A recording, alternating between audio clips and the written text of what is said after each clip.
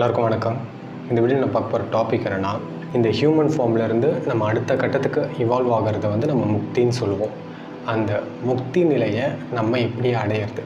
அதாவது நான் ஒரு சராசரியான ஒரு மனித வாழ்க்கையை வாழ்ந்துட்டுருக்கேன், நான் வந்து அந்த முக்தியை அடைய முடியுமா அப்படின்னு கேட்டால் 100% முடியும். அதுக்கு வந்து ஒரு ஸ்ட்ரக்சர் இருக்குது, அதுக்கு வந்து ஒரு வாழ்க்கை முறை, அந்த மாதிரி வாழ்ந்தீங்கன்னா நீங்களும் முக்தி அடைய முடியும். இப்போ நீங்கள் வாழ்ந்துட்டுருக்க இந்த வாழ்க்கையிலேருந்து அடுத்த கட்டத்துக்கு போகிறதுக்கு நடுவில் ஒரு டேட்டா உங்களுக்கு தேவைப்படுது, என்னெல்லாம் பண்ணணும் அப்படின்னு சொல்லிட்டு. அந்த டேட்டாவுக்கு பேர் தான் அஷ்டாங்க யோகம். ஸோ இந்த அஷ்டாங்க யோகா அப்படிங்கிறது என்னென்னா, ஒரு 8 பாகங்களாக இந்த யோகா அப்படிங்கிற விஷயத்த பிரிச்சிருப்பாங்க. அஷ்ட அப்படின்னா 8ன்னு அர்த்தம், அங்கம் அப்படின்னா பார்ட்ஸ் அப்படின்னு வச்சுக்கோங்க, ஆர் லிம்ஸ்ன்னு வச்சுக்கலாம். 8 லிம்ஸ் ஆஃப் யோகான்னு சொல்லுவாங்க. ஸோ யோகா அப்படிங்கிற அந்த ஒரு விஷயத்த 8 பார்ட்ஸாக பிரிச்சிருப்பாங்க. ஸோ யோகா அப்படின்னா என்னென்னா யூனியன். இப்போ நான் அப்படிங்கிற அந்த ஒரு அகங்காரம், ஈகோ செல்ஃப், அது என்னோட ரியல் செல்ஃபோட கனெக்ட் ஆகிறது, யூனியன் ஒன்றாகிறது. இங்கே ஒரு க்ரியேஷன் போயிட்டுருக்கு. இந்த க்ரியேஷனோட வெளிப்பாடு தான் நான், நீங்கள் எல்லாமே. இங்கே க்ரியேட்டர்னு ஒன்று இருக்குது. ஸோ நீங்கள் அது ஒரு பர்சனாக நான் சொல்ல வரல, பட் அந்த ஒரு தன்மை இருக்குது இல்லையா, ஒரு க்ரியேட் பண்ணுற அந்த ஒரு தன்மை இருக்குது. அண்ட் நம்ம அதோட வெளிப்பாடு க்ரியேஷன். இப்போ இந்த க்ரியேஷனோட வெளிப்பாடான நான் ஒரு தனி ஆளுன்னு ஐடென்டிஃபை பண்ணிக்கிறேன். ஸோ இந்த க்ரியேஷனும் இந்த க்ரியேட்டரும் வேறு இல்லை அப்படிங்கிறத உணர்வுபூர்வமாக அந்த உணர்வில் கனெக்ட் ஆகிறது. அந்த உணர்வில் கனெக்ட் ஆகிற அந்த யூனியனை தான் நம்ம யோகா அப்படின்னு சொல்கிறோம். இந்த யூனியனை வந்து 8 பார்ட்ஸாக பிரிச்சிருக்காங்க, அதுதான் அஷ்டாங்க யோகா. நம்ம லைஃப்பில் இந்த 8 விஷயங்களை நம்ம ப்ராப்பராக ஃபாலோ பண்ணும்போது அந்த யூனியன் உங்களுக்கு நடக்கும். இன்ஃபேக்ட் அதில் அந்த லாஸ்ட் 2 விஷயங்களை வந்து நம்மளால் ஃபாலோ பண்ண முடியாது, அது நமக்கு நடக்கிற விஷயம். பட் அந்த ஃபஸ்ட்டு 6 அதை வந்து நம்ம ப்ராப்பராக ஃபாலோ பண்ணும்போது இந்த யூனியன் அப்படிங்கிறது நம்ம எக்ஸ்பீரியன்ஸ் பண்ணுவோம். நம்ம இந்த முக்தின்னு சொல்லப்படுற அந்த ஒரு நிலையை அடைவோம். ஸோ நம்ம கொஷின்லாம் கேட்போம்ல, நம்மளோட பர்பஸ் என்ன, நம்ம எதுக்காக இங்கே இருக்கோம் அப்படிங்கிறதெல்லாம். நம்ம எதுக்காக இங்கே இருக்கோம்னா, நம்மளோட ரியல் செல்ஃபோட கனெக்ட் ஆகிறதுக்காக இங்கே இருக்கோம். வேறு ஒரு வேலையுமே நமக்கு கிடையாது. நம்மளோட மெயின் பர்பஸே என்னென்னா, நம்ம ரியல் செல்ஃபோட கனெக்ட் ஆகிறது, அந்த யூனியன், அது நடக்கிறதுக்காக தான் நம்ம இங்கே வந்திருக்கோம். ஸோ அது நடக்கணும்னா நம்ம லைஃப்பில் ஒரு 8 விஷயங்கள் பண்ணணும். அந்த 8 விஷயங்கள் தான் என்னென்னு நம்ம பார்க்க போகிறோம். ஸோ இது கொஞ்சம் லென்த்தியான வீடியோவாக தான் இருக்கும். நீங்கள் அதை ஒரே ஸ்ட்ரெச்சாக பார்க்குறதுக்கு ஏற்ற மாதிரி டைமை ஃபிக்ஸ் பண்ணிக்கோங்க. ஏன்னா அது நீங்கள் கொஞ்சம் கொஞ்சமாக பார்த்தீங்கன்னா அதோட ஃபுல் எசன்ஸையும் உங்களால் வந்து அப்சர்வ் பண்ண முடியாமல் போகலாம். ஸோ அதுக்கேற்ற மாதிரி உங்கள் டைமிங்கை ஷெட்யூல் பண்ணிக்கோங்க. இந்த அஷ்டாங்க யோகம் அப்படிங்கிறது வந்து நம்ம முக்தி அடையிறதுக்கான ஒரு ப்ளூ பிரிண்ட். என்கிட்ட நிறைய பேர் கேட்ட ஒரு கொஷின் என்னென்னா, ப்ரோ நான் எப்படி வந்து செல்ஃபை ரியலைஸ் பண்ணுறது, என்னால் வந்து மெடிடேஷனில் உட்காரவே முடியல, நான் என்ன தான் பண்ணாலும் என்னால் மெடிடேஷன் பண்ண முடியல, நான் என்ன தான் பண்ணுறது அப்படின்னு சொல்லிட்டு நிறைய பேர் இந்த கொஷின் என்கிட்ட கேட்டிருக்காங்க. ஒரு பிரெத்தை வாட்ச் பண்ணுறதா இருக்கட்டும், ஆர் நம்ம புருவ மத்தியத்தில் கவனம் வைக்கிறதா இருக்கட்டும், இல்லைனா ஏதோ ஒரு மந்திரத்தை சேன் பண்ணுறதா இருக்கட்டும், இதெல்லாம் தான் நம்ம மெடிடேஷன் சொல்லிட்டு பண்ணுறது. ஸோ இதுக்கு பேர் பேசிக்காக என்னென்னா தாரணை. இந்த அஷ்டாங்க யோகத்தில் 6வது அங்கமாக சொல்லப்பட்டது. பட் இதுக்கு முன்னாடி 5 அங்கங்கள் இருக்கு இல்லையா, அது எல்லாத்தையும் ஸ்கிப் பண்ணிவிட்டு ஸ்ட்ரைட்டாக நான் 6த்துக்கு வர்றதுனால என்னால் மெடிடேஷனில் உட்கார முடியறதில்லை. ஸோ ஃபஸ்ட்டு நீங்கள் மெடிடேஷனுக்கு வரதுக்கு முன்னாடி அதுக்கு முன்னாடி இருக்கிற ஸ்டேஜஸை நீங்கள் ப்ராப்பராக ஃபாலோ பண்ணணும். ஸோ இந்த அஷ்டாங்க யோகத்தில் இருக்கிற 8 அங்கங்கள் என்னென்ன அப்படின்னா, யமம், நியமம், ஆசனா, பிராணாயாமா, பிரத்யாகாரா, அப்புறம் தாரணை, தியானா, தென் சமாதி. ஸோ இதுதான் வந்து இந்த அஷ்டாங்க யோகத்தில் இருக்க 8 அங்கங்கள். இந்த அஷ்டாங்க யோகத்தில் என்ன ஒரு பெஸ்ட்டான ஒரு விஷயம் அப்படின்னா, இதை டிசைன் பண்ணது தான். ப்ராப்பராக டிசைன் பண்ணிருப்பாங்க. இது பண்ணால் தான் உன்னால் அடுத்த கட்டத்துக்கு போக முடியும், இது பண்ணாமல் நீ ஒரு விஷயம் பண்ணுற அப்படின்னா உன்னால் அடுத்த கட்டத்துக்கு போக முடியாது. அதோட பெனிஃபிட்ஸ் இருக்கும் உங்களுக்கு. அதாவது இப்போ நான் யமம் நியமம்லாம் ஃபாலோ பண்ணாமல் நான் பாட்டுக்கு பிராணாயாமா ப்ராக்டிஸ் பண்ணுறேன், நான் ஆசனாஸ் ப்ராக்டிஸ் பண்ணேன்னா அதோட எஃபெக்ட்ஸ் எனக்கு இருக்கும். பட் அந்த யூனியன் நடக்குமான்னு கேட்டால் அந்த யூனியன் ஒரு கட்டத்துக்கு மேலே நடக்காது. மகரிஷி பதாஞ்சலி இதை வந்து ரொம்ப பர்ஃபெக்டாக அரேஞ்ச் பண்ணிருப்பார். ஸோ இந்த 8 அங்கத்தில் ஃபஸ்ட்டு அங்கமான யமம், அதை வந்து நம்ம பார்ப்போம். யமம் அப்படின்னா நம்ம லைஃப்பில் ஆல்ரெடி டியூவாலிட்டி க்ரியேட் பண்ணிகிட்ருக்க விஷயங்களாக இருக்குல்ல, இந்த யோகா அப்படிங்கிறதுனா அந்த யூனியன், அந்த ஒன்னஸ் வந்து நான் ஃபீல் பண்ணுறது. அந்த ஒன்னஸ் என்னால் ஃபீல் பண்ண விடாமல் என் லைஃப்பில் இருக்கிற ஹேபிட்ஸ் இருக்குல்ல, இதுக்கு முன்னாடி நான் ஃபாலோ பண்ணிருக்க ஹேபிட்ஸ், அதை வந்து நான் ஒரு சில விஷயங்களை ரிமூவ் பண்ணணும். அதை நான் ரிமூவ் பண்ணால் தான் அந்த யூனியனை என்னால் ஃபீல் பண்ண முடியும். இந்த 8 அங்கங்களில் ஒவ்வொரு அங்கங்கள்லையுமே உங்களுக்கு வந்து அந்த யூனியனுங்கிற விஷயம் நடந்துகிட்டு இருக்கும். அந்த ஒன்னஸ் வந்து நீங்கள் ஃபீல் பண்ணுவீங்க. ஸோ இது எப்போ முழுமையடைனா இந்த 8 விஷயங்கள்லையுமே வந்து நீங்கள் அந்த ஒன்னஸ் ஃபீல் பண்ணும்போது நீங்கள் முக்தி நிலையை அடைவீங்க. இந்த எம்எம்மில் ஃபஸ்ட்டு சொல்லப்பட்டிருக்க விஷயம் அஹிம்சை. ஸோ அஹிம்சை அப்படின்னா நம்ம எல்லாருக்குமே தெரிஞ்சிருக்கோம், நான் வயலன்ஸ் ப்ராக்டிஸ் பண்ணுறது. யாரையுமே எந்த ஒரு உயிரையுமே நம்மளோட செயல்கள் மூலியமாகவும் நம்மளோட வார்த்தைகள் மூலியமாகவும் அந்த இன்டென்ஷனலாக ஹர்ட் பண்ணக்கூடாது. ஸோ இது வந்து நம்ம வெளிப்புறமாக செய்கிறது மட்டும் கிடையாது, நம்ம ஜஸ்ட்டு நினச்சாவே. லைக் ஃபார் எக்ஸாம்பிளுக்கு வந்து இப்போ நான் என் வீட்டுக்கு வெளியே இருக்கேன், என் பக்கத்து வீட்டுக்காரன் வந்து எனக்கு சுத்தமாக பிடிக்காது, அவன் பைக் எடுத்துகிட்டு வெளில போகிறான். அவன் வெளில போகும்போது அவன் அப்படியே பைக்கில் எங்கேயாவது லாரி வந்து அவன் அடித்து தூக்கினா அவன் ஸ்பாட்லேயே செத்துறணும்னு நான் நினைக்கிறேன்னா, ஜஸ்ட் அது என்னோடய நினப்பு தான், தாட் தான். பட் ஸ்டில் அது ஒரு வைலன்ஸ். அது நீங்கள் பண்ணுறீங்க அப்படிங்கிறப்போ உங்களால் அந்த யூனியனை எக்ஸ்பீரியன்ஸ் பண்ண முடியாது.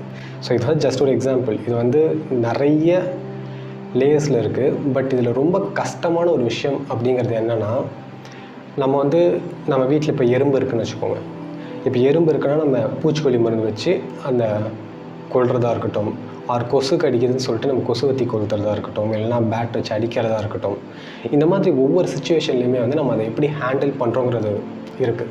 இப்போ கொசு கடிக்குது அப்படின்னா அதுக்கு நான் எவ்வளோ இம்பார்ட்டன்ஸ் கொடுக்குறேன், அதாவது ஒரு உயிரை கொல்லாமல் இருக்கிறதுக்கு நான் எப்படி இம்பார்ட்டன்ஸ் கொடுக்குறேன். ஃபஸ்ட்டு தண்ணியெலாம் தேங்காமல் மாதிரி நான் பார்த்துக்கிறேன். கொசு வராமல் இருக்கிறதுக்கு என்னால் என்ன பண்ண முடியுமோ அதை நான் பண்ணுறேன். அடுத்தது நான் ஜன்னலுக்கு விளையாடுகிறேன். ஸோ கொசு உள்ளே வராமல் இருக்கிறதுக்கு அவாய்ட் பண்ணுறதுக்கு. அப்படியே உள்ளே வந்தாலும் நான் தூங்குறதுக்கு நெட்டு போட்டு நான் தூங்குறேன். ஸோ அந்த உயிரை கொல்லாமல் இருக்கிறதுக்கு நான் எந்த அளவுக்கு ஸ்டெப்ஸ் எடுக்கிறேன்னு ஒரு விஷயம் இருக்குது இல்லையா. ஏன்னா ஒரு விஷயத்தையே அதை பெட்டராக பண்ண முடியும், இன்னொரு உயிருக்கு தீங்கு விளைவிக்காமல் ஒரு விஷயத்தை உங்களால் பண்ண முடியும். ஸோ இதை வந்து நீங்கள் எந்த எக்ஸ்டென்ட் வரைக்கும் பண்ணுறீங்கிற ஒரு விஷயம் இருக்குது இல்லையா, அது வந்து ஒவ்வொரு இண்டிவிஜுவல் பொறுத்து மாறும். பட் இது நீங்கள் வந்து ப்ராக்டிஸ்க்கு கொண்டு வரணும். ரெகுலராக ப்ராக்டிஸ் பண்ண தான் நம்மளே ஒரு சில விஷயங்கள் நம்மளோட இன்ட்யூஷன் சொல்லணும், இது பண்ணு இது பண்ணாத அப்படின்னு சொல்லிட்டு. பட் இப்போ நான் வந்து உங்களை வந்து இது பண்ணாதீங்க இதை பண்ணுங்க அப்படின்னு சொன்னால் அது வந்து மைண்ட் பண்ணுற விஷயங்கள், விச் மீன்ஸ் நீங்கள் அதை பண்ண ட்ரை பண்ணால் கூட ஸ்ட்ரெஸ்ஸு தான் வந்து நிற்கும். ஸோ உங்களுக்குள்ளே இருந்து அந்த ஒரு உங்கள் உள்ளுணர்வை சொல்லுங்கள், இது பண்ணு, இது சரி, இது தப்பு, இது எனக்குள்ளே வந்து இது வந்து ஒரு ஸ்ட்ரெஸ்ஸை பில்ட் பண்ணுது, இது எனக்குள்ளே சந்தோஷத்தை கொடுக்குது அப்படிங்கிறத உங்களுக்குள்ளே இருந்து கைட் பண்ணும். ஸோ இது வந்து நீங்கள் ப்ராக்டிஸ் பண்ண தான். ஏன்னா ஸ்டார்டிங் நீங்கள் இன்டென்ஷனில் தான் ப்ராக்டிஸ் பண்ணி ஆகும். நான் எங்கெல்லாம் வந்து இன்னொரு உயிரை ஹார்ம் பண்ணுறேன் அப்படிங்கிறத நான் பார்த்து பண்ணுறதா இருக்கட்டும், நான் என்னோடய சுயநலத்துக்காக இன்னொருத்தவங்களை கஷ்டப்படுத்துகிறேன்னா, இதெல்லாம் வந்து நான் கொஞ்சம் பார்த்து ஹேண்டில் பண்ணுறது மூலிமா இந்த ஃபஸ்ட்டு விஷயம், இந்த அஹிம்சை அப்படிங்கிறத என்னால் ஃபாலோ பண்ண முடியும். ஸோ இந்த எம்எம்மில் செகண்டாக சொல்லப்பட்டிருக்க விஷயம் சத்யா, அதாவது பொய் பேசாமல் வாழறது. ஸோ பொய் பேசாமல் வாழறதுனா என்னென்னா, ஃபஸ்ட்டு நம்மக்கிட்ட பொய் சொல்லிக்காமல் உண்மையாக இருக்கிறது. அடுத்தது எக்ஸ்டர்னலாக இன்னொரு பர்சன்கிட்ட நம்ம பொய் பேசாமல் இருக்கிறது. இப்போ நான் உண்மையாக இருக்கிறதுனா பொய்யே சொல்லாமல் இருக்கணுமா அப்படின்னு கேட்டால் அப்படியும் கிடையாது. ஆக்சுவலாக இந்த சத்தியம் அப்படிங்கிறது என்னென்னா, நீங்கள் தர்மத்தில் ட்ராவல் பண்ணுறது தான் இந்த சத்தியம். நீங்கள் பொய்யே சொன்னாலும் அது தர்மத்தில் இருந்துச்சுன்னா அது சத்தியம். நீங்கள் உண்மையே சொன்னாலும் அது அதர்மத்தில் இருந்துச்சுன்னா அது சத்தியம் கிடையாது. ஸோ அது எப்படின்னு பார்ப்போம். இப்போ நீங்கள் உங்கள் வீட்டில் இருக்கீங்க, திடுதுப்புன்ட்டு ஒரு பொண்ணு வந்து உங்கள் வீட்டுக்குள்ளே ஓடி வந்து நான் இங்கே இருக்கிறத சொல்லிடாதீங்க அப்படின்னு சொல்லிட்டு ஓடி போய் ஒழிஞ்சிக்கிறா. பின்னாடியே ஒருத்தன் வந்து கத்தி எடுத்துகிட்டு ஓடி வந்துட்டுருக்கான். அவன் வந்து உங்ககிட்ட வந்து கேட்குறான், இந்த மாதிரி ஒரு பொண்ணு இங்கே வந்துச்சா எங்கே அப்படின்னு சொல்லிட்டு. இப்போ வந்து நான் உண்மையை சொல்கிறேன் அப்படின்னு சொல்லி, ஆமாம் வீட்டுக்குள்ளே தான் இருக்குது அப்படின்னு சொல்லி நான் காட்டி கொடுப்பேனா, இல்லை அந்த இடத்துல நான் சும்மா இருப்பேனா? இப்போ வந்து நான் உண்மையை பேசுகிறேன் அப்படின்னு சொல்லிட்டு, ஆமாம் வீட்டுக்குள்ளே தான் அந்த பொண்ணு இருக்குது அப்படின்னு நான் சொல்கிறேன்னா அது தர்மம் கிடையாது. இப்போது அந்த பர்சன்கிட்ட இல்லை நான் பார்க்கல அப்படின்னு நான் சொல்லும்போது அது பொய் தான். எனக்கு தெரியவங்க என் வீட்டுக்குள்ளே தான் இருக்காங்க, நான் இல்லைன்னு சொல்கிறேன், அது வந்து ஒரு பொய் தான். பட் ஸ்டில் அது தர்மம். ஸோ நீங்கள் ட்ரூத்ஃபுல்லாக இருக்கீங்கிறது ஒரு விஷயம், பட் அந்த ட்ரூத் வந்து தர்மத்தில் இருக்கா அப்படிங்கிறது தான் ரொம்ப முக்கியம். ஸோ நெக்ஸ்ட்டு இந்த எம்எம் அப்படிங்கிறதுல சொல்லப்பட்டிருக்க விஷயம் அஷ்டயா. அஷ்டயா அப்படின்னா திருடாமைன்னு அர்த்தம். மற்றவங்களோட பொருள் மேலே நான் ஆசைப்படாமல் இருக்கிறது. ஃபிசிக்கலாக நான் ஒரு பொருளை எடுத்தாலும், ஆர் இன்னொரு பொருளை நான் எடுக்க ஆசைப்பட்டாலும், ஆர் நான் வந்து அதை எடுத்தால் நான் மாட்டிப்பேன் அப்படிங்கிற அந்த ஒரு ஃபியர்னால எடுக்காமல் இருந்தாலும், இதை எல்லாமே திருட்டு தான். ஃபார் எக்ஸாம்பிளுக்கு ஒரு 4 ஸ்கூல் பசங்க ஒரு கடைக்கு போகிறாங்க. அந்த கடைக்காரங்கிட்ட ரஸ்னா பேக்கெட் எடுத்து தர சொல்கிறாங்க. அவர் உள்ளே போகிற அந்த கேப்பில் வெளியில் இருக்க பொருட்கள்லாம் இவங்களால் எடுக்க முடியறதை எடுத்துக்கிறாங்க. சில நேரம் இவங்களால் எடுக்க முடியாமல் போகுது. பட் ஸ்டில் அவங்க தாட் வந்து அதை எடுக்கணும்னு நினைக்கிது இல்லையா, அதுவும் திருட்டு தான். நான் ஏதோ கடைக்கு போகிறேன், ஒரு பொருள் வாங்குகிறேன், இப்போ என்கிட்ட வந்து அந்த சேஞ்ச் வந்து எக்ஸ்ட்ராவாக கொடுத்துட்றாங்க. எனக்கு தர வேண்டிய பணத்தை விட அதிகமாக கொடுத்துட்றாங்க. இப்போ நான் வந்து அந்த காசை அவங்ககிட்ட கொடுக்காமல் எடுத்துகிட்டு போனால் அதுவும் திருட்டு தான். இதுக்கு நிறைய ஃபார்ம்ஸ் இருக்குது, நிறைய லேயர்ஸ் இருக்குது. பட் பேசிக்காக என்னென்னா இன்னொருத்தவங்க பொருள் மேலே ஆசைப்படாமல் இருக்கிறது. ஸோ நான் வந்து இன்னொருத்தவங்க பொருள் மேலே ஆசைப்படும் போதும் அந்த பொருளை எனக்கு சொந்தமாக மாற்றிக்க ட்ரை பண்ணும்போதும் என்னோடய ஈகோ வந்து ஸ்ட்ராங் ஆகுது. அந்த பொருளோட சொந்தக்காரன் நஷ்டம் அடைவான், அவனுக்கு வலிக்கும், இதெல்லாம் வந்து நான் பார்க்குறது இல்லை. நான் எனக்கு வந்து அந்த பொருள் கிடச்சிட்டா நான் சந்தோஷமாக இருக்கேனா அது மட்டும்தான் நான் பார்த்துட்ருக்கேன். இப்போ அந்த யூனியன் நடக்கிறதுக்கு வாய்ப்பு இல்லை. ஸோ இங்கே சொல்லப்பட்டிருக்க எல்லா விஷயங்களுமே வந்து ஏதோ ஒரு இடத்துல இந்த யூனியன் அது நடக்காமல் தடுக்கிற விஷயங்களாக இருக்கும். ஸோ இப்போ இந்த எம்எம்மில் அடுத்ததாக சொல்லப்பட்டிருக்க விஷயம் பிரம்மச்சரியம். பிரம்மச்சரியம்னா நம்ம எல்லாருக்குமே தெரிஞ்சிருக்கோம், செலிபஸி நம்ம சொல்லுவோம். அதாவது செக்ஷுவல் ஆக்டிவிட்டீஸில் இன்வால்வ் ஆகாமல் இருக்கிறது அப்படின்னு சொல்லிட்டு. இல்லைனா இதை இப்படி சொல்லலாம், நம்மளுடைய எனர்ஜியை வேஸ்ட் பண்ணாமல் சரியான செயல்களுக்கு அந்த எனர்ஜியை யூஸ் பண்ணிக்கிறதுன்னு சொல்லலாம். பிரம்மச்சரியத்தோட அர்த்தம் பேசிக்காக என்னென்னா, பிரம்மம் அப்படின்னா இறைவன், சரியா அப்படின்னா பார்த்து, இறைவனின் பாதை. அந்த பாதையில் யார் நடந்து போகிறாங்களோ அவங்கள பிரம்மச்சரியம் அப்படின்னு சொல்லுவாங்க. ஸோ இப்போ இங்கே சொல்லப்பட்டிருக்கிறதுலே இருக்கிறதே ரொம்ப கஷ்டமாக மக்களால் ஃபாலோ பண்ண முடியாமல் இருக்கிற ஒரு விஷயம் எதுன்னு பார்த்தா இந்த பிரம்மச்சரியமாக தான் இருக்கும். இதை வந்து லிட்டரலாக வந்து அப்போஸ் பண்ணுற ஒரு மைண்ட் செட்டில் தான் நம்ம இருக்கோம். ஆக்சுவலாக ஒரு ரொம்ப ரேரான பீப்புள் மட்டும்தான் இந்த பிரம்மச்சரியங்கிறது வந்து ரொம்ப சீரியஸாக எடுத்துகிட்டு பண்ணிருக்காங்க. தவிர மேக்ஸிமம் பீப்புள் வந்து இது அதாவது பிரம்மச்சரியம் இருக்குது அப்படிங்கிறதே வந்து நெகட்டிவாக பார்க்குற ஒரு மைண்ட் செட்டில் தான் நம்ம வாழ்ந்துகிட்டு இருக்கோம். ஒரு முழுமை அடைஞ்ச பிரம்மச்சாரி அப்படிங்கிறவர் இந்த செக்ஷுவல் ஆக்டிவிட்டீஸில் இன்வால்வ் ஆக மாட்டார். ஏன்னா அவருக்கு தெரியும் அது வந்து சிற்றின்பங்கள் அப்படின்னு சொல்லிட்டு. இந்த செக்ஸ் அப்படிங்கிற அந்த விஷயம் வந்து ரீப்ரொடக்ஷனுக்காக தான் டிசைன் பண்ணப்பட்டது. அதோட தேவை அதுதான். இப்போ அந்த தேவைக்காக நான் பண்ணாமல் நான் என்னோடய ப்ளஷருக்காக எனக்கு வந்து அதை பண்ணால் நல்லா இருக்குது அப்படிங்கிறதுக்காக அந்த ஆக்டிவிட்டியில் இன்வால்வ் ஆகும்போது நான் என்னோடய உயிர் சக்தியை வேஸ்ட் பண்ணுறேன். அந்த நேச்சர் டிசைன் பண்ணப்பட்டதுக்காக நீங்கள் பயன்படுத்துகிறீங்க அப்படின்னா நீங்கள் இயர்லி ஒன்ஸ் தான் நேச்சுரலாக அந்த ஆக்டிவிட்டியில் இன்வால்வ் ஆவீங்க. இயர்லி ஒன்ஸ் தான் நீங்கள் இன்வால்வ் ஆவீங்க. இந்த சென்ஸ் ஒருவனுக்கு ஒருத்திங்கிற கான்செப்டில் நீங்கள் ட்ராவல் பண்ணும்போது நான் சொல்கிறேன், இயர்லி ஒன்ஸ் தான் இந்த செக்ஷுவல் இன்டர்கோர்ஸ் வந்து உங்களுக்கு நடக்கும், உங்களுக்கும் உங்கள் பார்ட்னருக்கும். ஏன்னா நிறைய பேர் வந்து இந்த பிரம்மச்சாரியம் அப்படிங்கிறத வந்து கல்யாணம் பண்ணாதவங்க மட்டும்தான் ஃபாலோ பண்ண முடியும் அப்படின்னு நினச்சிட்ருக்காங்க. பட் அது அப்படி கிடையாது. கல்யாணம் பண்ணவங்களும் பிரம்மச்சாரியாக இருக்கலாம். பட் அது வந்து உங்கள் பார்ட்னர்ஸை பொறுத்தது, அவங்களோட புரிதலை பொறுத்தது.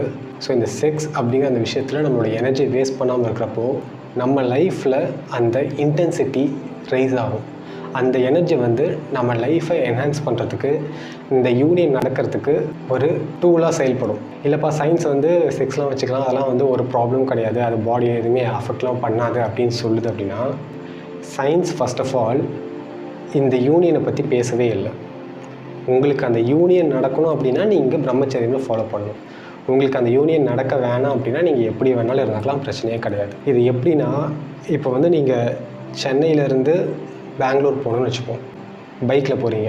உங்கள் பைக் வந்து 30 கிலோமீட்டர்ஸ் தான் மைலேஜ் கொடுக்குது. உங்கள்கிட்ட 1500 ரூபா இருக்குது. பெட்ரோலோட விலை 102 ரூபா 1 லிட்ரு. ஸோ நீங்கள் க்ராஸ் பண்ண வேண்டிய அந்த டிஸ்டன்ஸ் 335 கிலோமீட்டர் நீங்கள் க்ராஸ் பண்ணணும். ஸோ இப்போ இந்த ட்ராவலில் நீங்கள் இந்த எக்ஸ்பென்ஸ்ன்னு இருக்கு இல்லையா, சாப்பாடு, தண்ணி குடிக்கிறது, இளநீ ஏதாவது குடிக்கணும் அப்படின்னா அந்த எக்ஸ்பென்ஸ் இருக்குது இல்லையா, அது பண்ணுறதுக்கு வந்து எனக்கு 200 ரூபா தான் பேலன்ஸ் இருக்குது. 1300 ரூபாய்க்கு நான் பெட்ரோல் போட்டால் தான் சென்னை டு பெங்களூர் போக முடியும். மீதி இருக்க 200 ரூபாயில் தான் நான் இந்த எக்ஸ்பென்ஸை பார்த்துக்கலாம். இல்லை சாப்பிட்றது வந்து உடம்புக்கு ரொம்ப நல்லது, ஹெல்த்தி, டேஸ்ட், அதை சாப்பிடும்போது எனக்கு ப்ளஷர் நல்லா இருக்குது, ஸோ நான் வந்து 700 ருபீஸ்க்கு வந்து சாப்பிட்றேன் அப்படின்னா என் வண்டி வந்து கிருஷ்ணகிரியிலே நிற்கும். அதாவது நான் போய் சேர வேண்டிய இடம் பெங்களூர், ஆனால் என்னால் அதுக்கு ரீச் ஆக முடியாது. இதே தான் விஷயம். இப்போ நீங்கள் பிரம்மச்சரியம் அப்படிங்கிற அந்த விஷயத்தை ஃபாலோ பண்ணனா நீங்கள் இந்த யூனியன் இது நடக்கிறதுக்கான எனர்ஜி, அந்த லைஃப் சோர்ஸ் வந்து உங்கள்கிட்ட இருக்காது. ஸோ உங்களால் இந்த ஜேர்னியை பண்ணி முடிக்க முடியாது. இப்போ நீங்கள் வந்து கல்யாணம் பண்ணிக்கிட்டீங்க, உங்களுக்கு 2 குழந்தைங்க இருக்குது, இதுக்கப்புறம் எங்களுக்கு குழந்தைலாம் வேணாம், நாங்கள் வந்து இறைவன் பாதையில் ட்ராவல் பண்ண போகிறோம் அப்படின்னு சொல்லி டிசைட் பண்ணிட்டீங்கன்னா நீங்களும் பிரம்மச்சாரி தான். நீங்கள் கல்யாணமே பண்ணியிருந்தாலும் நீங்களும் பிரம்மச்சாரி தான். இதுக்கு ஒரு பெஸ்ட்டான எக்ஸாம்பிள் யாரை சொல்லலாம்னா லஹரி மகாசாயை சொல்லலாம். அவரும் கல்யாணம் பண்ணவர். நம்ம பரமஹம்ச யோகானந்தாவோட குரு இருக்கார் இல்லையா, யுக்தேஸ்வர் கிரி, அவரோட குரு தான் லஹரி மகாசாயி. அவருக்கு கல்யாணம் ஆகி அவருக்கு 2 குழந்தைங்க இருக்குது.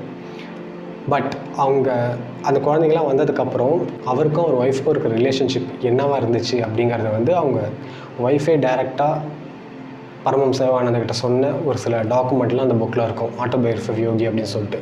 இந்த ரியாலிட்டியில் அதோட தேவை என்னன்னு பார்த்துட்டு அதுக்கு மட்டும் யூஸ் பண்ணிவிட்டு உயிர் சக்தியை வந்து வேஸ்ட் பண்ணாமல் நீங்கள் ட்ராவல் பண்ணுறது இருக்குது இல்லையா, அதுதான் பிரம்மச்சரியம். அது வந்து நீங்கள் பண்ணுறீங்கன்னா நீங்களும் பிரம்மச்சாரி தான்.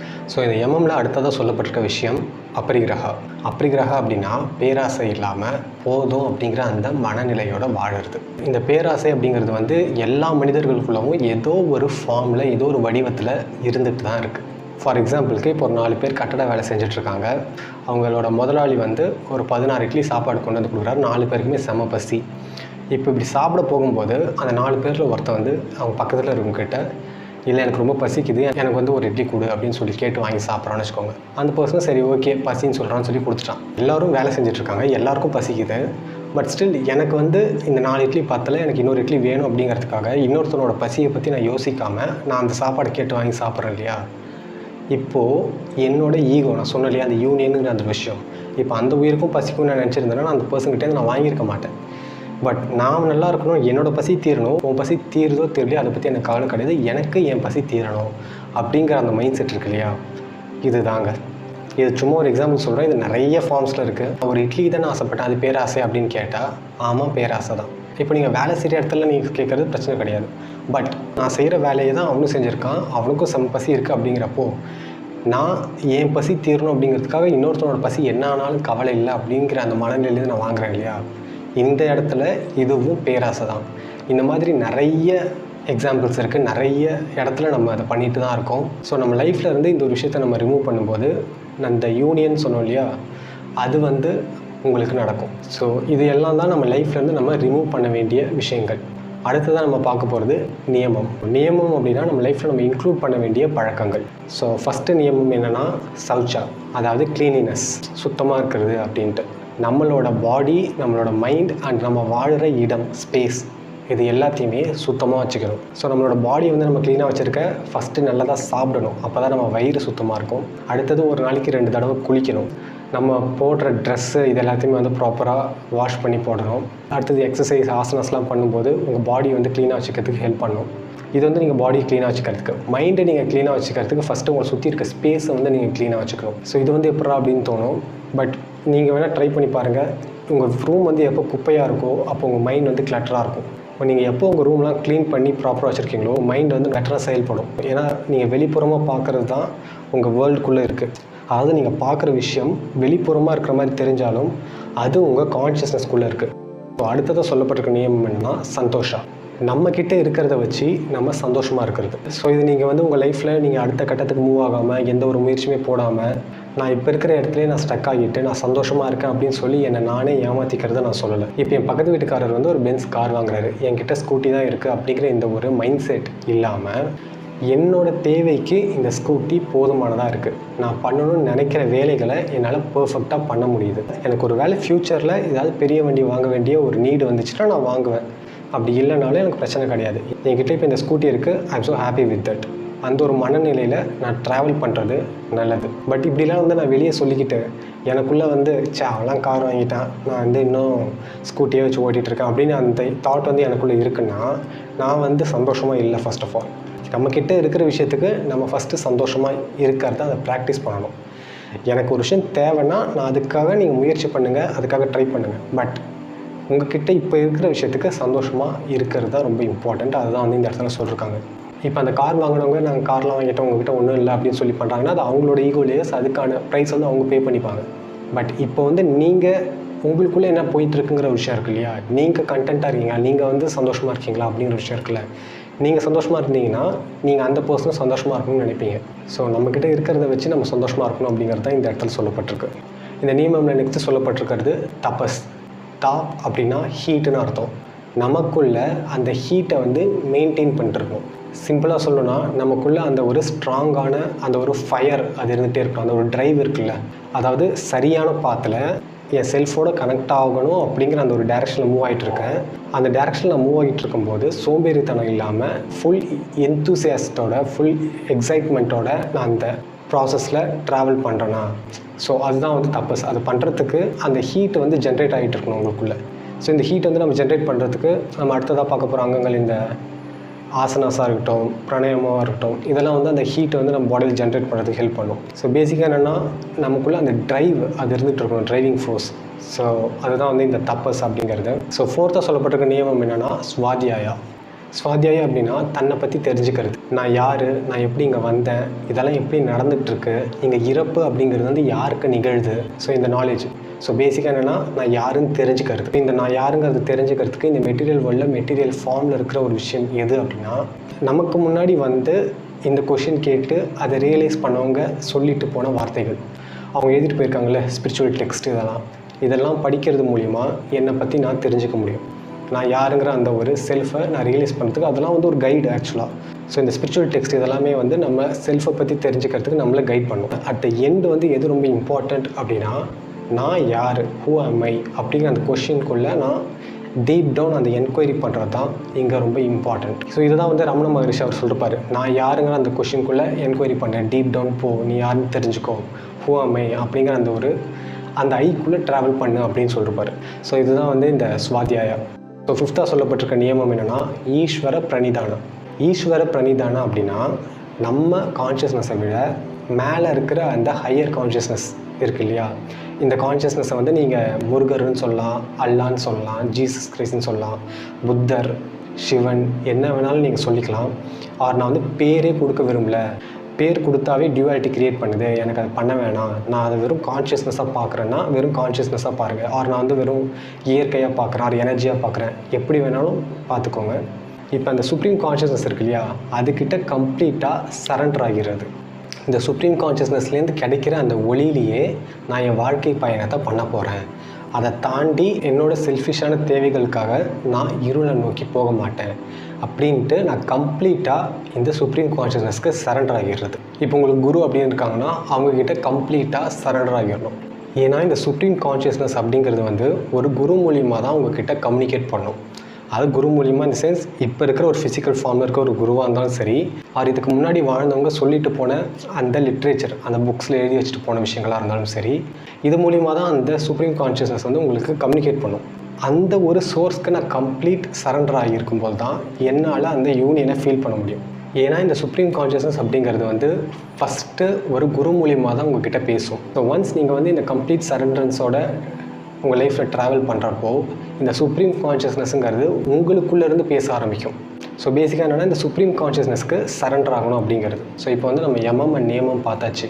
ஸோ நீங்கள் இந்த மெடிடேஷன் இதெல்லாம் உட்காரத்துக்கு முன்னாடி ஃபஸ்ட்டு இந்த யமம் அண்ட் நியமம் இதை வந்து ப்ராப்பராக ஃபாலோ பண்ணணும். ஏன்னா இதுதான் பேஸ். இது இல்லாமல் நீங்கள் அதெல்லாம் பண்ணுறீங்க அப்படிங்கிறப்போ உங்களால் வந்து ரொம்ப நேரம் இந்த மெடிடேஷன்லாம் பண்ண முடியலன்னு சொல்கிறீங்க இல்லையா, அது எல்லாத்துக்கும் ரீசன் இது தான். ஸோ இது ரெண்டும் ரொம்ப ரொம்ப ரொம்ப இம்பார்ட்டன்ட். இப்போ இது ரெண்டுத்தையும் நீங்கள் ஃபாலோ பண்ணுறீங்க அப்படிங்கிறப்போ நான் எப்போ அடுத்ததுக்கு போகலாம் அப்படின்னா இதுக்கு வந்து ஒரு எண்டு கிடையாது. இது எண்டு எதுன்னா சமாதி தான் எண்டு. ஸோ அது வரைக்கும் இந்த டெஸ்ட்டுங்கிறது இது கான்ஸ்டண்ட்டாக இந்த டெஸ்ட் உங்களுக்கு இருந்துகிட்டே இருக்கும். ஸோ நீங்கள் வந்து ப்ராக்டிஸ் தான் பண்ணிகிட்டே இருக்கலாம்.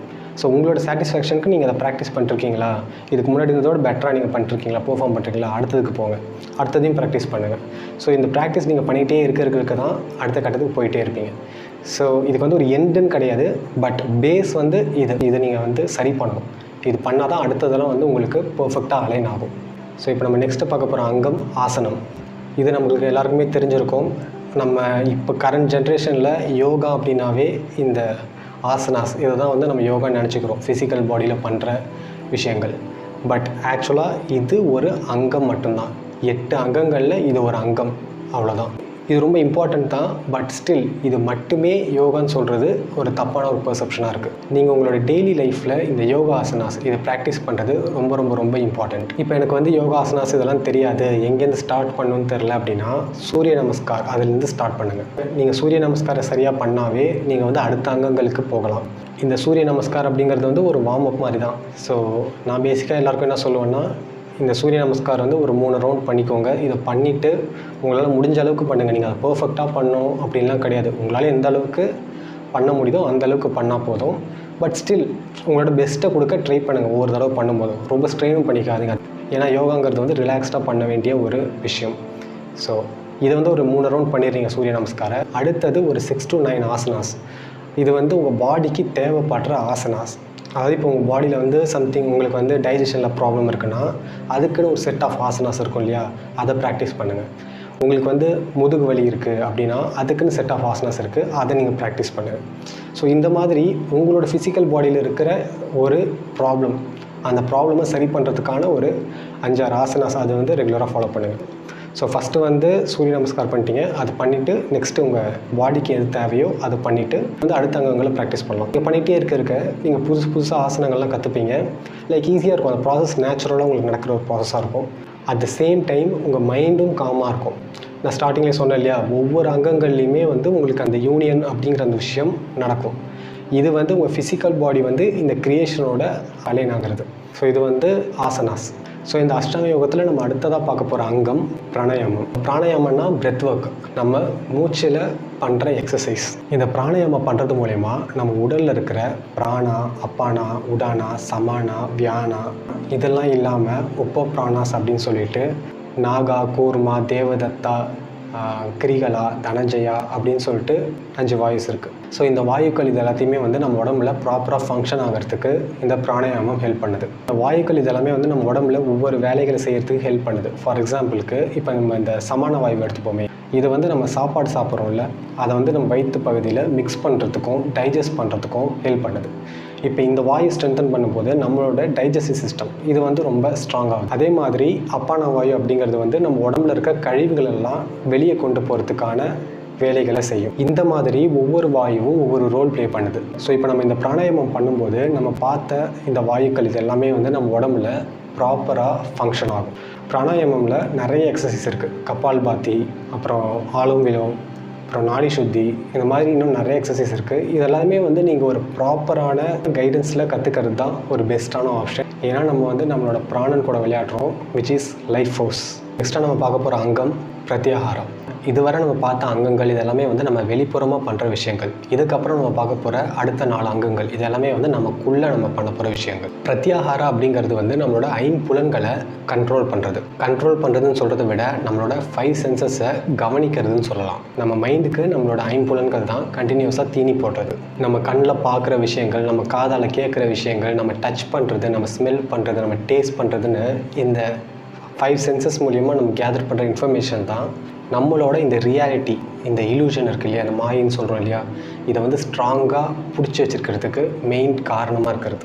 இப்போ இந்த பிரத்யாகாரம் அப்படின்னா என்னென்னா, நம்ம மைண்டோட பின்னி பிணைஞ்சிருக்கிற இந்த 5 சென்சஸை தனியாக பிரித்து எடுக்கிறது. ஸோ இது வந்து நான் எப்படி பண்ணுறது அப்படின்னா, நீங்கள் உங்களோட 5 சென்சஸை வாட்ச் பண்ணி ப்ராக்டிஸ் பண்ணணும். அது எப்படி பண்ணுறது? ஸோ இதுக்கு வந்து ஃபஸ்ட்டு நீங்கள் சவுண்டில் ஸ்டார்ட் பண்ணுங்கள், ஆர் இல்லைன்னா வந்து டச் சென்ஸில் ஸ்டார்ட் பண்ணுங்கள். ஃபஸ்ட்டு கண்ணை வந்து க்ளோஸ் பண்ணிக்கோங்க. ஏன்னா நீங்கள் இந்த பார்க்குற சென்ஸ் வந்து ரொம்ப அட்டாச்சாக இருக்கும் இந்த ரியாலிட்டியோட. நமக்கு நீங்கள் பார்க்குற அந்த சென்ஸை வித்ட்ரால் பண்ணுறது லாஸ்ட்டாக வச்சுக்கோங்க. ஏன்னா அது கொஞ்சம் காம்ப்ளெக்ஸ். இப்போ நீங்கள் மற்றதெல்லாம் ஒர்க் பண்ணிட்டு லாஸ்ட்டாக அது பண்ணும்போது அது உங்களுக்கு ஈஸியாக இருக்கும். ஸோ ஃபஸ்ட்டு வந்து சவுண்டில் ஒர்க் பண்ணுங்கள், காது கேட்குறது. விச் மீன்ஸ் கண்ணை மூடிக்கிட்டு ரிலாக்ஸ்டாக உட்காந்துக்கோங்க.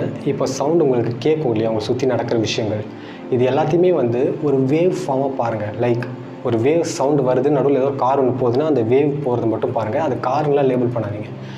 ஜஸ்ட் ஒரு எம்டி ஸ்பேஸ், முடிவே இல்லாத ஒரு எம்டி ஸ்பேஸ், நடுவில் நீங்கள் தான் இருக்கீங்க, உங்களை சுற்றி சவுண்ட் கேட்குது. அந்த சைடு ஏதோ ஒரு, இப்போ உங்கள் ரைட் சைடில் வந்து ஏதோ ஒரு காக்காவோ குருவியோ கத்துதுன்னா அந்த இடத்துல ஒரு விஷுவல், ஒரு வேவ் ஒன்று வந்துட்டு காணாமல் போயிடுச்சு.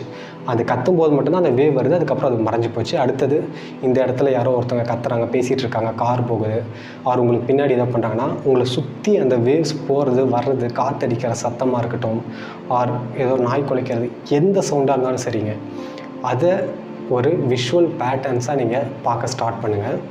மீதி அது நடக்கிறதெல்லாம் தானே நடக்கும். ஸ்டார்டிங் நீங்கள் இதை மட்டும் பண்ண ஸ்டார்ட் பண்ணுங்கள். இதுதான் வந்து நீங்கள் வாட்ச் பண்ணுற அந்த ஒரு ஸ்டேட்டுக்கு போகிறது. லைக் உங்களோட இந்த கேட்குற சென்ஸை நீங்கள் வாட்ச் பண்ணுறது. இப்படி நீங்கள் பண்ணிகிட்ருக்கப்போ இப்போ திடீர்னு ஒரு பாட்டு உங்களுக்கு வந்து கேட்குதுன்னு வச்சுக்கோங்க.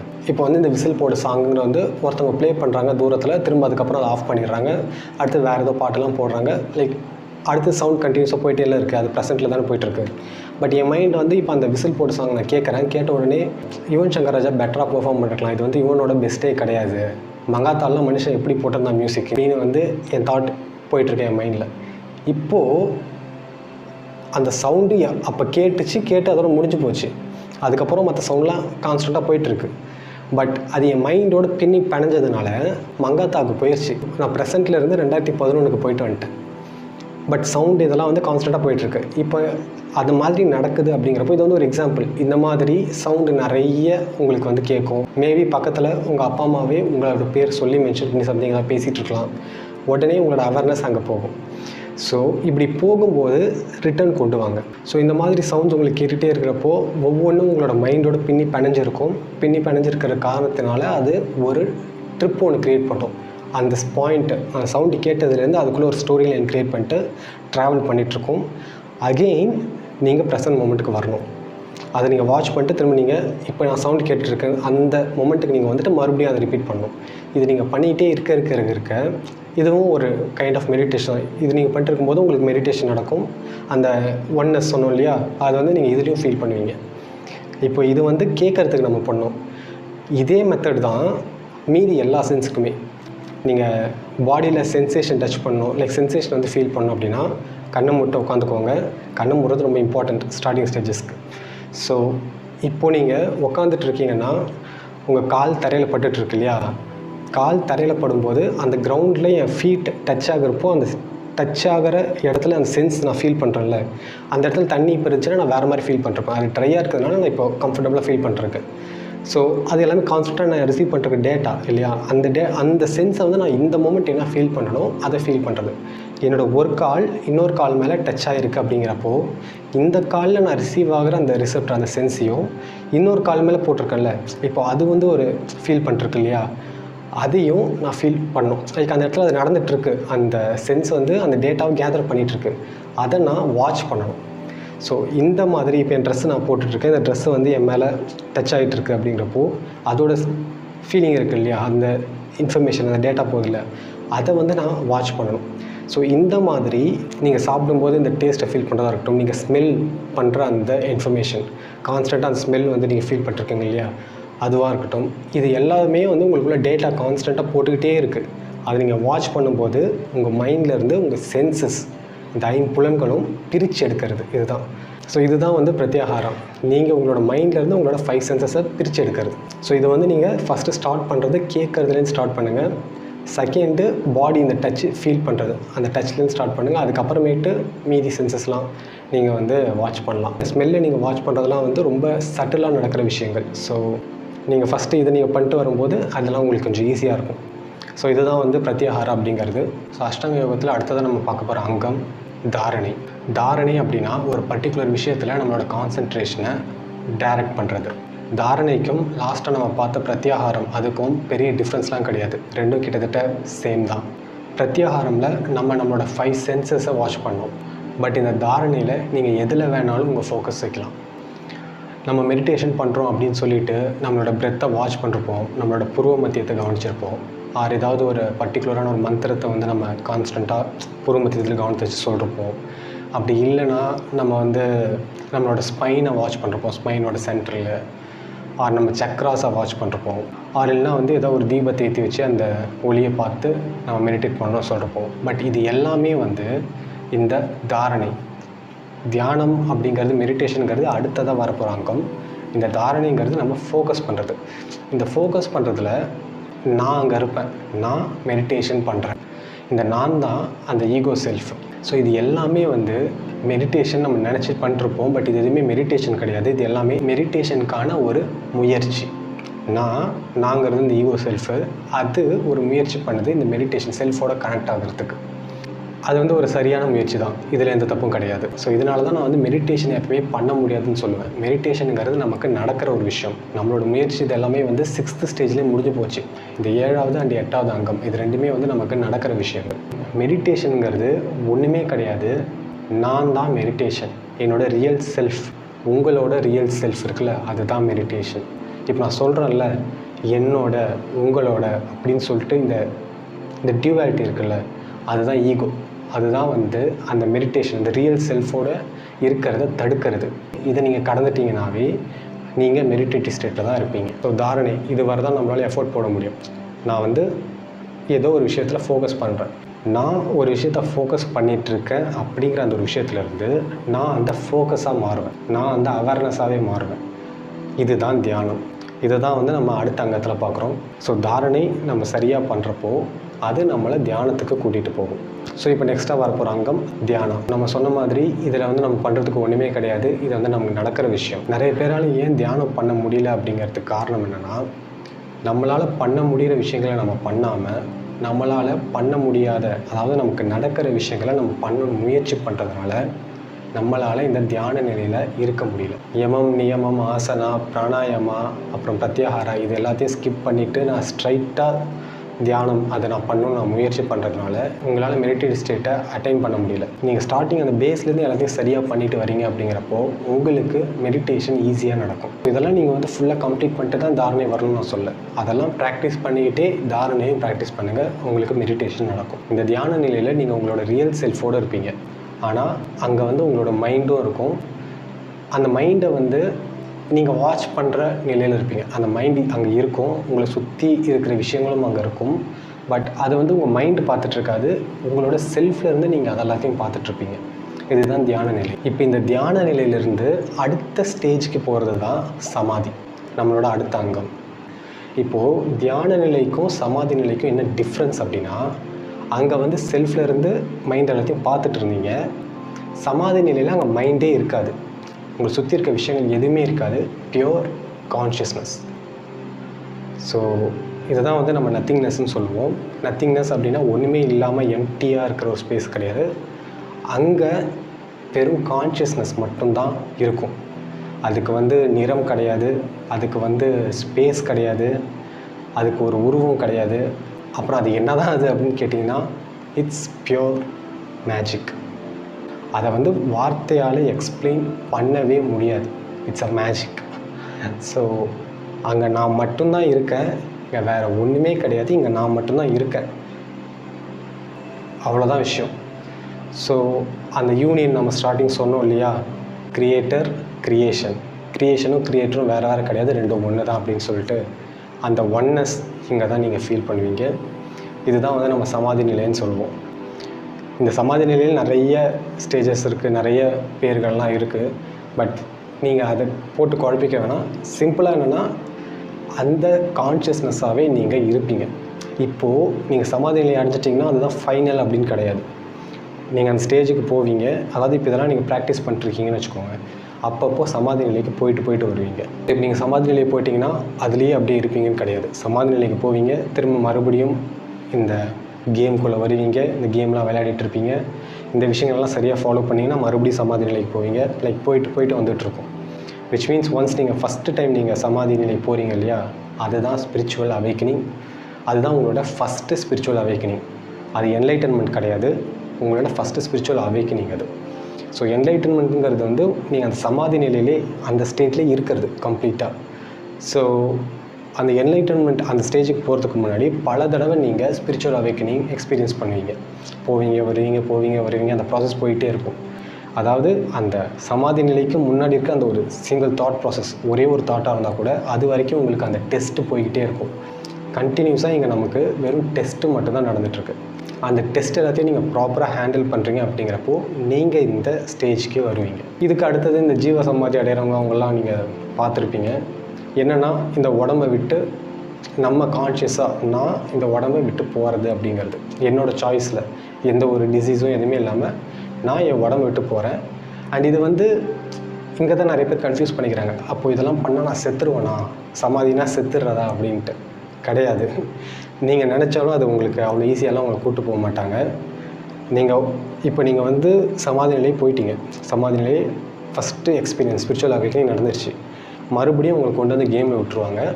நீங்கள் என்னெல்லாம் ஆசை உங்களுக்கு இருக்கும் இல்லையா, வீடு கட்டணும், அது பண்ணணும், இது பண்ணணும், ஏதோ ஆசை இருக்கும் இல்லையா, அது எல்லாத்தையும் நீங்கள் அது எல்லாமே உங்களுக்கு டெஸ்ட்டு. அது எல்லாத்தையும் நீங்கள் எப்படி ஹேண்டில் பண்ணுறீங்க, அதுலேருந்து எப்படி வெளில வரீங்கிறது அது உங்களோட ப்ராசஸ். அதெல்லாம் முடிக்காமல் உங்களால் சமாதி நிலைக்கு போகவே முடியாது. ஸ்டில் ஒரு சில பேராலாம் வந்து அவங்களால முடியும், நான் வேணும்னா என் உடம்பு விட்டுறலான்னு தெரியும். பட் ஸ்டில் அவங்க இந்த ஃபார்மில் இருப்பாங்க. ஒரு சில விஷயங்களுக்காக, ஒரு சில வேலைகளுக்காக இந்த இதில் இருப்பாங்க. ஏன்னா அவங்களுக்கு இந்த உடம்புல இருக்கிறதும் ப்ராப்ளம் கிடையாது, இந்த உடம்புல இல்லைனாலும் அவங்களுக்கு பிரச்சனை கிடையாது. ஏன்னா அவங்க எல்லாமுமாவே இருப்பாங்க. ஸோ இதுதான் விஷயம். இந்த ப்ராசஸ் நான் பண்ணேன்னா நான் செத்துருவேன் அப்படின்னு நினச்சிங்கன்னா அவ்வளோ ஈஸியாலாம் உங்களால் சாக முடியாது. It's impossible. ஸோ இதில் வரதுனால என்ன பெனிஃபிட் அப்படின்னா, நீங்கள் லைஃப்பில் பண்ணணும்னு நினச்சிருக்கீங்க இல்லையா, இதெல்லாம் நான் லைஃப்பில் பண்ணணும் அப்படின்னு சொல்லிட்டு, அது எல்லாமே உங்களுக்கு நடக்கும், which is குட் திங் இல்லையா? நீங்கள் எதுக்காக நீங்கள் போகிறீங்களோ அந்த விஷயங்கள்லாம் உங்களுக்கு நடக்கும். அது தப்பான விஷயமா இருக்குது, இல்லைனா வந்து உங்களை பாதிக்குது, உங்கள் சரௌண்டிங்ஸை பாதிக்குது அப்படிங்கிறது அந்த தெளிவையும் உங்களுக்கு கொடுக்கும். ஃபஸ்ட்டு நீங்கள் இந்த லைஃப் வாழ்கிற இந்த ஜேர்னி கொஞ்ச நாள் இங்கே வாழ போகிறீங்க, அந்த ஜேர்னியை வந்து ப்ளசண்ட்டாக இருக்கணும் இல்லையா? நான் அந்த ஜேர்னி வந்து மன நிம்மதியோட சந்தோஷமாக வாழறதுக்கு இந்த ஒன்னஸ், இன்னொரு உயிரி நான் தான் பார்க்குற அந்த தன்மை, இந்த க்ரியேஷனோட நான் பிளெண்ட் ஆகிற அந்த தன்மை. ஸோ இந்த டியூவாலிட்டியை வந்து நான் எனக்குள்ளே உடைக்க என்னோடய ஈகோவை அழிக்க என்னோடய லைஃப் வந்து அழகாகிட்டே வரும். இந்த லா ஆஃப் அட்ராக்ஷன் அதெல்லாம் வந்து உங்களால் அசால்ட்டாக பண்ண முடியும். நீங்கள் நினைக்கிற விஷயங்கள், அதாவது நீங்கள் அதான் சொல்கிறேனே, நீங்கள் இதை கரெக்டாக பண்ணுறீங்க அப்படிங்கிறப்போ, ஸ்டார்ட்லேருந்து எண்டு வரைக்கும் கரெக்டாக பண்ணுறீங்க அப்படிங்கிறப்போ நீங்கள் வந்து எதையும் ஃபோர்ஸ் பண்ணி எனக்கு இது வேணும் அப்படின்லாம் கேட்க மாட்டீங்க. அதான் உங்களுக்குள்ளே இருந்து அந்த செல்ஃப் வந்து கான்ஸ்டண்ட்டாக உங்களுக்குள்ளே கைட் பண்ணிகிட்டே இருக்கும். இது பண்ணு, இது பண்ணாத, இந்த மாதிரி கண்டினியூஸாக உங்களுக்கு வந்து டைரக்ட் பண்ணிக்கிட்டே இருக்கும். இந்த சரியாக இந்த லைஃப்பை வாழுறதுன்னு இருக்குல்ல, சரியான டைரெக்ஷனில் போகிறதுன்ட்டு, இந்த பாத்தில் நீங்கள் போனால் மட்டும்தான் அது உங்களுக்கு நடக்கும். அண்ட் அது பண்ணாமல் லைஃப் வந்து ரொம்ப காம்ப்ளிகேட்டடாக, ரொம்ப ஸ்ட்ரெஸ்ஃபுல்லாக, இன்னும் உங்களை சுற்றி இருக்கவங்களை கஷ்டப்படுத்திக்கிட்டு உங்களாலேயும் நிம்மதியாக இருக்க முடியாது, மற்றவங்களாலேயும் நிம்மதியாக இருக்க முடியாது. அந்த சஃபரிங் வந்து இந்த சொசைட்டி ஃபுல்லாகவும் இந்த வேர்ல்டு ஃபுல்லாகவும் நம்ம வந்து ஸ்ப்ரெட் பண்ணிட்டுருப்போம். ஸோ அதனால தான் இது ரொம்ப ரொம்ப ரொம்ப இம்பார்ட்டண்ட்டான ஒரு விஷயம். ப்ராசஸ் என்னென்னா, நம்ம எதுக்காக இங்கே வந்திருக்கோம்னா நம்ம செல்ஃபோடு கனெக்ட் ஆகிறதுக்காக வந்திருக்கோம். அந்த ஜேர்னியில் அதுக்கு நான் ட்ராவல் பண்ணும்போது நான் என்னெல்லாம் ஆசைப்பட்றேனோ, இந்த உலக வாழ்க்கையில் என்னெல்லாம் அனுபவிக்கணும்னு நினைக்கிறேனோ அதெல்லாம் எனக்கு நடக்க ஆரம்பிக்கும். ஸோ அவ்வளோதான் விஷயம். ஸோ இப்போ நீங்கள் வேறு ஏதாவது யோகம் இதெல்லாம் ஃபாலோ பண்ணுறீங்கன்னா, இங்கே இருக்கிற ஸ்ட்ரக்சர், இதில் சொல்லப்பட்டிருக்க ஸ்ட்ரக்சர் தான் நீங்கள் எந்த யோகம் ஃபாலோ பண்ணாலும் அதுக்குள்ளே இருக்கும். அதுக்கு அதாவது இப்போ நீங்கள் பிரத்யாகாரமாக வேறு ஒரு மெத்தட்லேருந்து ட்ரை பண்ணலாம். வேறு ஒரு மெத்தட், வேறு ஒரு எக்ஸசைஸ் மூலமாக நீங்கள் பிரத்யாகாரம் பண்ணுவீங்க, வேறு ஒரு மெத்தட் மூலமாக நீங்கள் தாரணா பண்ணுவீங்க. பட் ஸ்ட்ரக்சர் இதுதான், இது கண்டிப்பாக அங்கே இருக்கும். ஸோ இதான் இந்த வீடியோவில் உங்க கூட ஷேர் பண்ணிக்கலாம்னு நினச்சேன். தேங்க்ஸ் ஃபார் வாட்சிங் guys. See you guys in the next video. Bye.